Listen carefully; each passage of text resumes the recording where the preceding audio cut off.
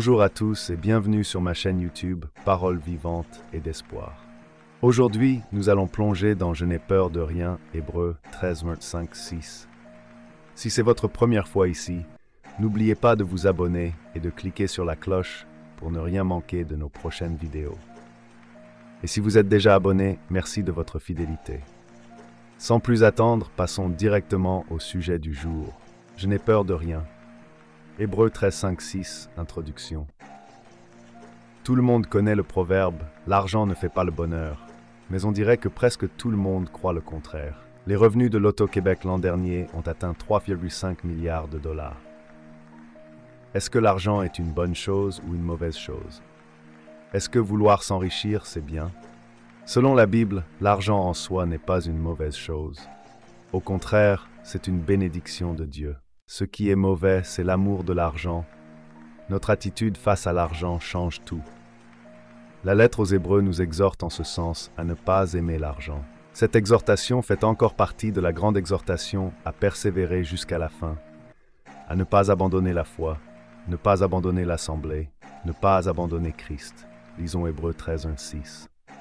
L'auteur a parlé dans sa lettre de chrétiens qui sont malheureusement tombés et qui sont devenus des ennemis de Christ. Ils sont tombés dans l'un ou l'autre des domaines de leur vie.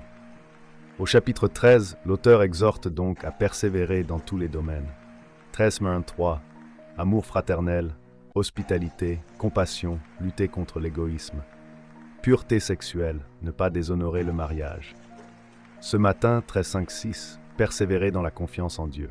Être détaché de l'argent. 2. Se contenter de sa situation. 3. Être courageux. Être détaché de l'argent. Qu'est-ce que aimer l'argent? Penser souvent à l'argent, mettre l'argent en priorité dans ses choix, mettre beaucoup d'efforts à chercher les moyens de diminuer ses dépenses, de gagner plus, de faire plus de profit. Est-ce mauvais de se préoccuper de sa situation financière? Ça dépend de la motivation. Si c'est pour être sage, responsable, pour bien administrer ce que Dieu donne, c'est bien. Si c'est parce qu'on aime avoir de l'argent, c'est mauvais. En quoi l'amour de l'argent est-il mauvais? Parce qu'il pousse à pécher contre Dieu, pécher contre ses frères, c'est inévitable. Matthieu 6, 24. Nul ne peut servir deux maîtres, car où il haïra l'un et aimera l'autre, ou il s'attachera à l'un et méprisera l'autre. Vous ne pouvez servir Dieu et Mammon. 1 Timothée 6, 9, 11. Ceux qui veulent s'enrichir tombent dans la tentation, dans le piège et dans une foule de désirs insensés et pernicieux qui plongent les hommes dans la ruine et la perdition.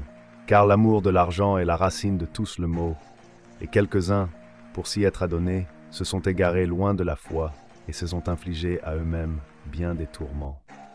Pour toi, homme de Dieu, fuis ces causes et recherche la justice, la piété, la foi, l'amour, la patience, la douceur. Péché, égoïsme, avarice, jalousie, chicane, conflit, même dans la famille, ex-héritage, succession, divorce, malhonnêteté, vol, ne pas servir à l'église, pas payant, pas le temps. Beaucoup d'argent, orgueil, abus de pouvoir, débauche. S'il ne faut pas aimer l'argent, ne pas désirer s'enrichir, que faut-il faire alors? Se contenter de sa situation. 2. Se contenter de sa situation. Si l'amour de l'argent pousse à pécher, le contentement peut faire de nous de bons serviteurs de Dieu. 1 Timothée 6, 6 et 8. Certes, c'est une grande source de gain que la piété, si l'on se contente de ce qu'on a, car nous n'avons rien apporté dans le monde, comme aussi nous n'en pouvons rien emporter. Si donc nous avons la nourriture et le vêtement, cela nous suffira. C'est même une source de gain, ressource pour faire le bien autour de nous, victoire sur le péché, liberté, gagner des âmes à Christ, bénédiction céleste, paix, joie, bonheur. N'essayons pas de changer notre situation juste pour l'améliorer. C'est une perte de temps, ça nous déconcentre de notre mission en tant que chrétiens. Être la lumière du monde, évangéliser. 1 Corinthiens 7, 20 et 24. Que chacun demeure dans l'état où il était lorsqu'il a été appelé. As-tu été appelé en étant esclave? Ne t'en inquiète pas, mais si tu peux devenir libre, profites-en plutôt. Car l'esclave qui a été appelé dans le Seigneur est un affranchi du Seigneur. De même, l'homme libre qui a été appelé est un esclave de Christ. Vous avez été rachetés à un grand prix. Ne devenez pas esclaves des hommes. Que chacun, frère, demeure devant Dieu dans l'état où il était lorsqu'il a été appelé.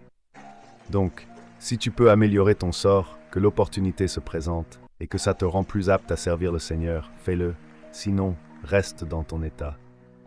Méfiez-vous des prédications sur Internet qui vous proposent un Dieu qui veut vous rendre riche, prospère, et que cela ne dépendrait que de votre foi. À l'inverse du contentement, excuse pour aimer l'argent, manipulation pour pousser les gens à donner à l'Église, au pasteur. Aussi, ne pas être content de sa situation ressemble parfois à des murmures contre Dieu. Manque de reconnaissance, sentiment d'injustice, Dieu serait injuste, amour de l'argent, vouloir satisfaire ses désirs.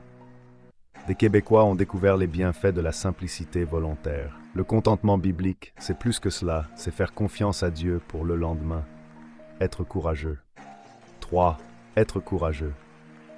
Quand on accumule des biens pour l'avenir, il faut parfois réfléchir profondément dans son cœur pour découvrir où se trouve la frontière entre agir par prudence, une bonne chose, et agir par manque de confiance en Dieu. Assurance habitation, par prudence ou par manque de confiance en Dieu, retourner aux études, économie à la banque, vouloir se protéger contre les poursuites, contre les vols, toute attaque des hommes méchants. Dieu aime ses enfants, il prend soin de nous. Il permet des temps difficiles dans nos vies, mais il prend soin de nous-mêmes dans ces temps-là. Quand on veut obéir à Dieu, qu'on veut faire le bien, Dieu pourvoit, on ne manque de rien. Je l'ai vu pendant le temps où j'ai été sans emploi comme ingénieur. C'est un des grands bienfaits de lire la Bible régulièrement, c'est qu'on y voit la fidélité de Dieu. Dieu n'abandonne jamais ses serviteurs. Les personnages bibliques qui ont compris cela ont ensuite été pleins de courage, Abraham, Moïse, David. Mais nous finissons tous un jour par vieillir ou être malades et mourir. Certains diront, n'est-ce pas là une preuve que Dieu finit par nous abandonner? Non. Il ne délaisse pas ses enfants. Même dans la mort, il recueille leur âme auprès de lui. Il redonnera un corps pour vivre éternellement. Prenons l'exemple de Jésus. Ce que Dieu le Père a demandé à Jésus était plus que tout ce qu'il avait demandé aux personnages bibliques. Se sacrifier volontairement, mourir à la place de son peuple pour les sauver. Jésus a été plein de courage jusqu'à la mort. Il savait que Dieu ne l'abandonnerait pas dans la mort, mais le ramènerait. Les bénéfices sont immenses, infinis. Tous ceux qui croient en son sacrifice sont pardonnés de leurs péchés et reçoivent la vie éternelle. Faire confiance à Dieu, c'est aussi de ne pas craindre les hommes. Psaume 118:6. L'Éternel est pour moi, je ne crains rien. Que peuvent me faire des hommes? Je l'ai vu dans ma propre vie, le courage est même un ordre. Josué 1:5-9.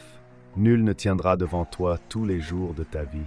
Je suis avec toi, comme je l'ai été avec Moïse. Je ne te délaisserai pas, je ne t'abandonnerai pas. Fortifie-toi et prends courage, car c'est grâce à toi que ce peuple héritera du pays que j'ai juré à leur père de leur donner. Seulement fortifie-toi et bon courage, en observant et en mettant en pratique toute la loi que t'a prescrite Moïse mon serviteur. Ne t'en détourne ni à droite ni à gauche, afin de réussir partout où tu iras. Ce livre de la loi ne s'éloignera pas de ta bouche. Tu y méditeras jour et nuit pour observer et mettre en pratique tout ce qui y est écrit, car c'est alors que tu mèneras à bien tes entreprises, c'est alors que tu réussiras. Ne t'ai-je pas donné cet ordre? Fortifie-toi et prends courage. Ne t'effraie pas et ne t'épouvante pas, car l'Éternel, ton Dieu, est avec toi partout où tu iras. Conclusion. Persévérons donc dans la foi en Dieu. N'aimons pas l'argent, aimons Dieu. Nous éviterons ainsi de tomber dans toutes sortes de péchés. Contentons-nous de notre situation. Soyons reconnaissants, soyons même dans la joie.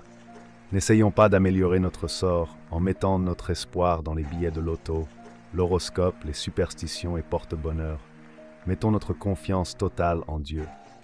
Soyons courageux, n'ayons peur de rien, comme un lion qui ne recule devant aucun animal. Soyons sûrs que Dieu est là pour nous. Et voilà, c'est tout pour aujourd'hui.